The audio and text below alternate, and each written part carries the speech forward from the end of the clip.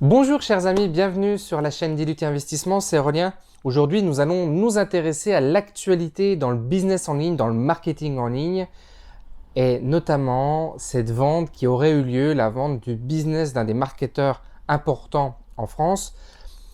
Théophile Hélier, 250 000 abonnés sur sa chaîne YouTube et un business qui aurait été vendu aux environs de 5 millions d'euros. Bon, alors cette vente, elle est assez hypothétique, on n'en est pas sûr et certain.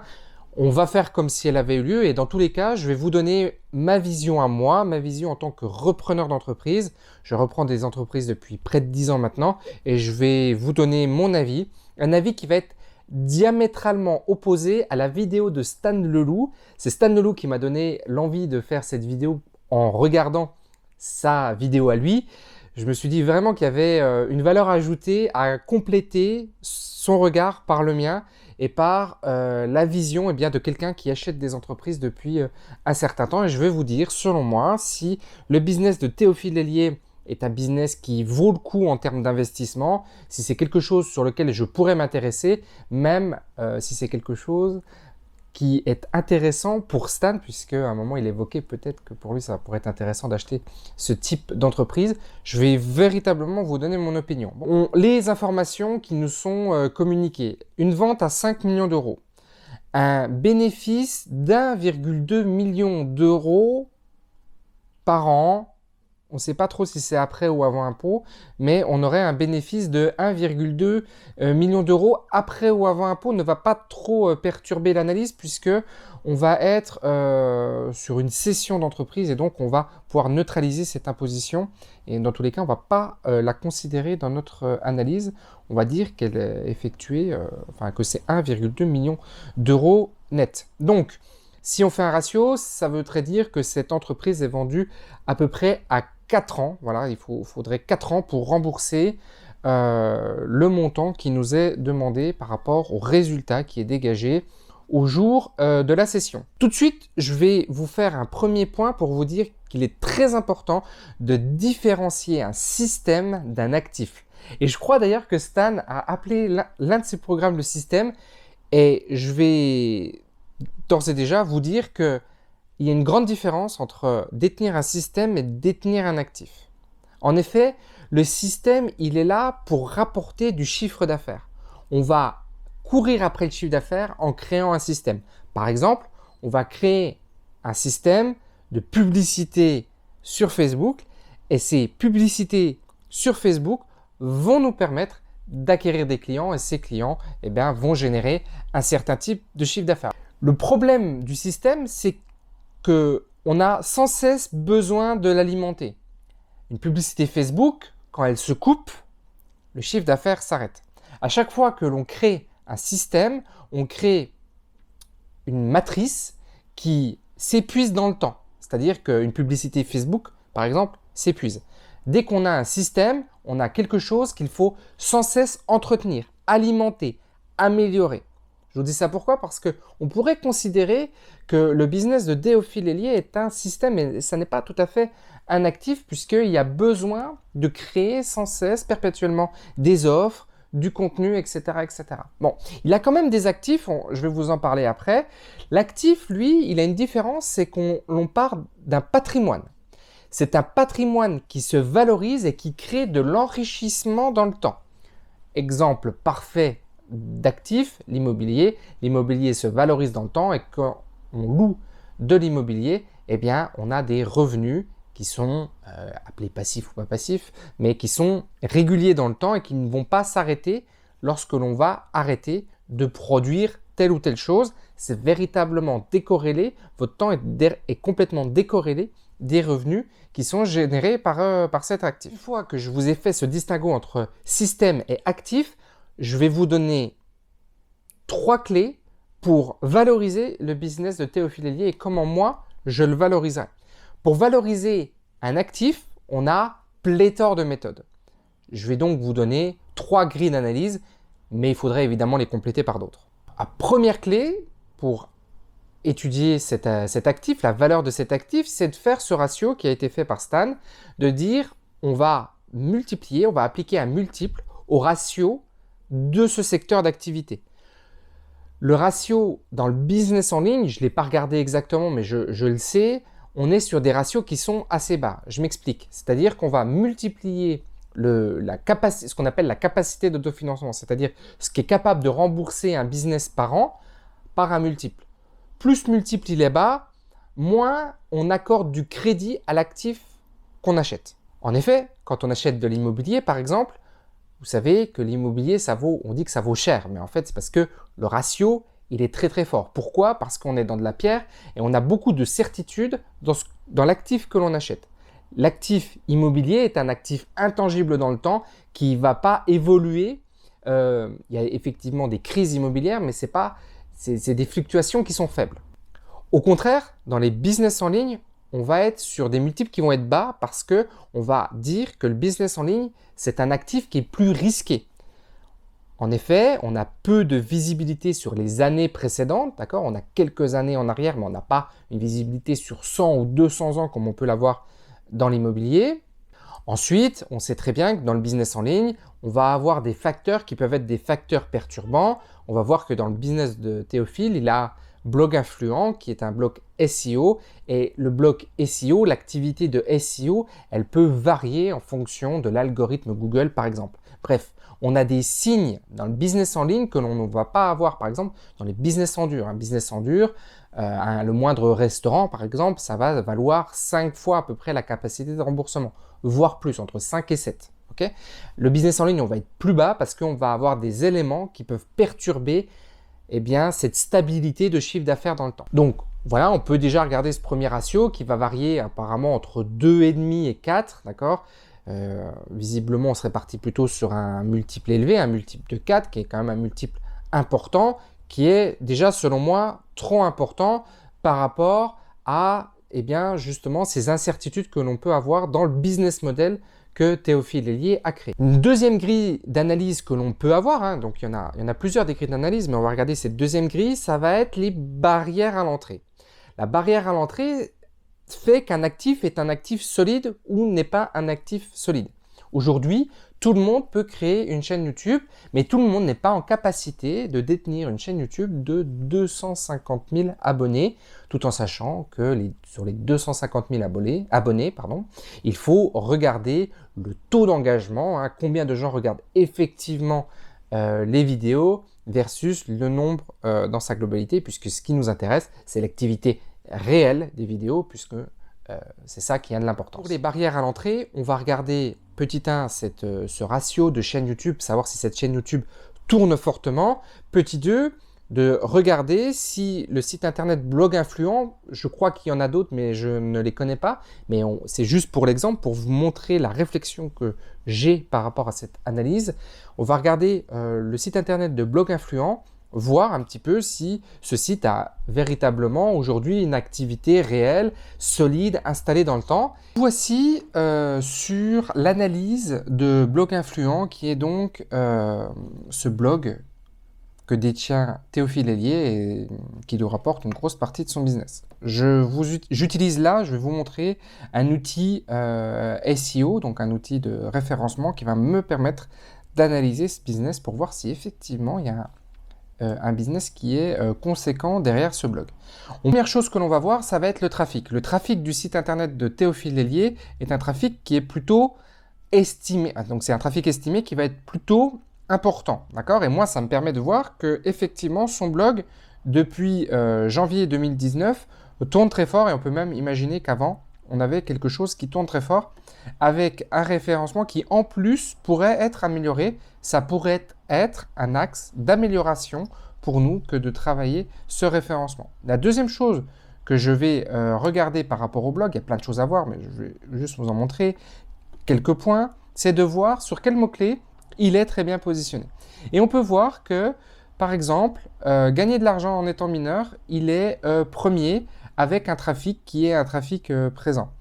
Comment gagner de l'argent sans travailler? Revalorisation salariale. Gagner des abonnés sur YouTube. Peut-on vraiment gagner de l'argent sur Internet? Gagner de l'argent sans travailler. Bref, des mots-clés qui sont quand même des mots-clés compétitifs. Et donc, on peut dire que le blog, il a une valeur certaine. Ensuite, on va regarder la chaîne YouTube de Théophile Hélier puisque, comme je vous l'ai dit, le taux d'engagement est quand même très important. Et là, on voit qu'on a des taux d'engagement qui sont assez variables en fonction des vidéos. On va aller sur les vidéos et on peut voir qu'on va culminer en fait entre 4 à peu près et 12 KE avec effectivement des vidéos évidemment qui marchent un petit peu mieux. On peut même voir 15. Comment Donald Trump est-il devenu milliardaire? Tiens, c'est étonnant d'évoquer ce sujet puisque je vais l'évoquer dans cette vidéo. La valeur vient de ce nombre de vues, d'accord, qui est donc un nombre de vues qualifié et qui va eh bien, nous intéresser.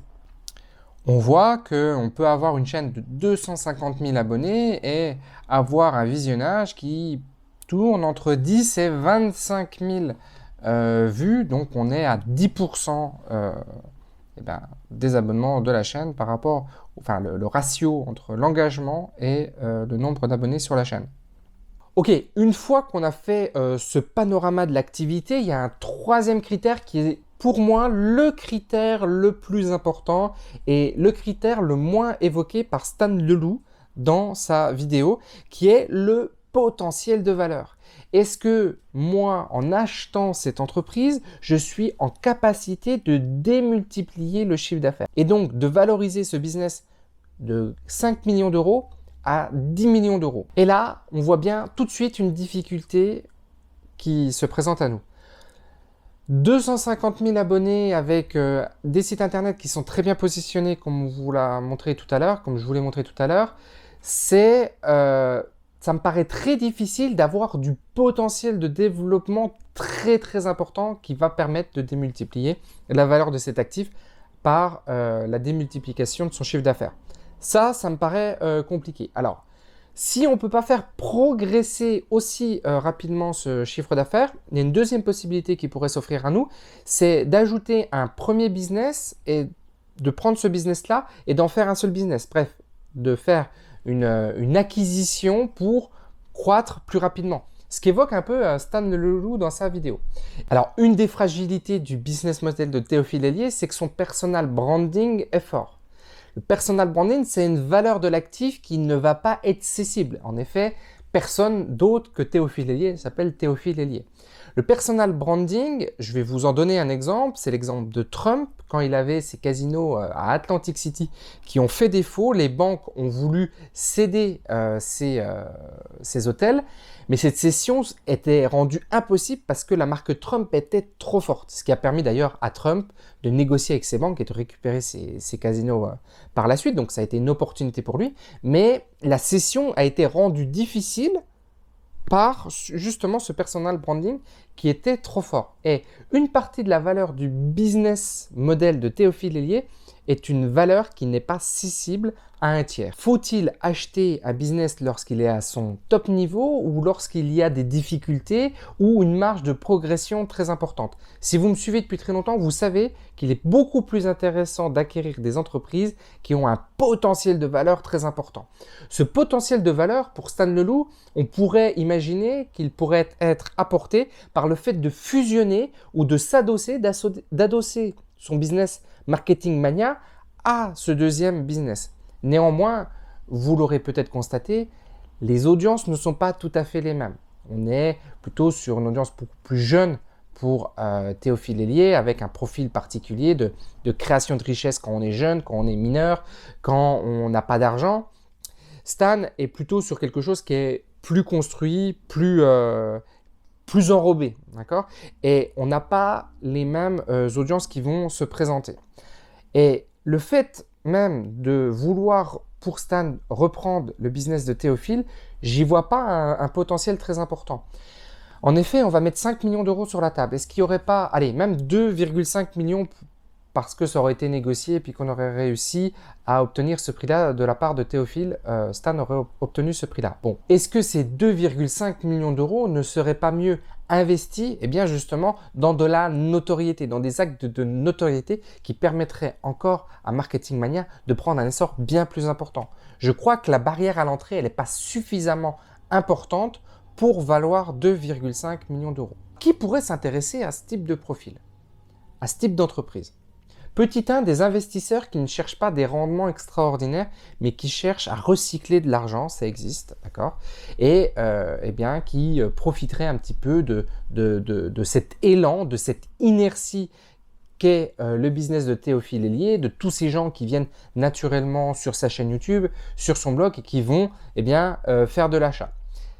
Ça pose un problème parce qu'on est un peu comme dans le système et il faut quand même alimenter ça par du contenu, il faut quand même alimenter ça, entretenir ça par de la création de formation et par de la nouveauté qui eh bien, va disparaître du fait de la session et ça nécessiterait aux repreneurs eh bien, de créer ces formations avec une image qui serait un petit peu brouillée pour la clientèle.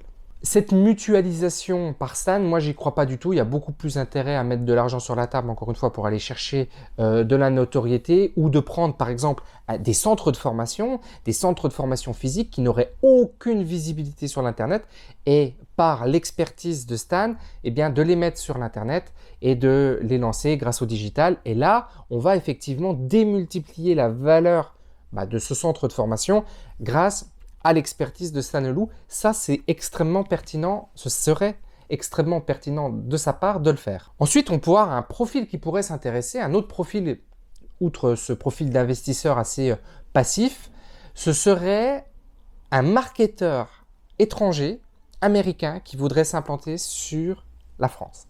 Et là, il y aurait un intérêt parce qu'il pourrait apporter un système qui n'existe pas sur le marché français, contrairement au système qui existe avec Stan Leloup. Donc, une formation nouvelle, par exemple, formation dans la reprise d'entreprise, ça aurait pu être quelque chose qui aurait pu être fait par des marketeurs américains.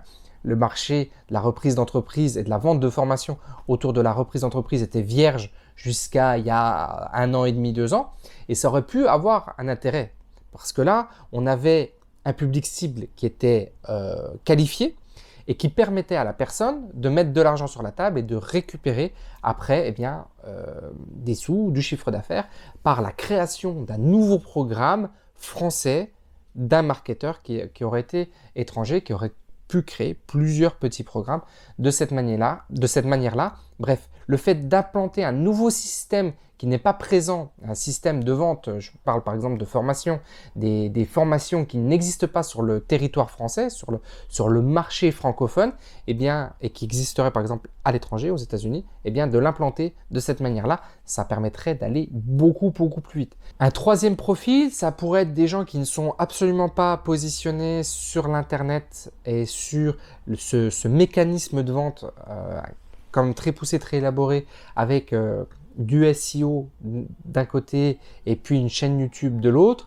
un centre de formation par exemple qui tournerait bien et qui souhaiterait croître rapidement en implémentant ces formations via le blog. Là, il pourrait peut-être y avoir un intérêt. Dans tous les cas, je ne vous le cache pas que ce montant me paraît véritablement trop élevé. Les business tels qu'ils sont créés par les formateurs en ligne, ce sont des business à cash flow très forts et très importants. Et ce cash flow permet d'acheter des actifs qui vont être plus durables dans le temps. Mais laissez croire, laissez penser que le business model est en fait un business model où on détient un actif qui crée du cash flow, ce n'est pas une vision à laquelle j'adhère et je ne vois pas aujourd'hui, après étude, le business de Théophile Hélier comme un business qui vaut beaucoup d'argent. Pour moi, ça reste quand même un actif assez faible. C'est plutôt un système qui marche très bien par de l'acquisition de trafic qualifié via Google et via la chaîne YouTube. Et il y a peut-être de la publicité, enfin, certainement il y en a aussi.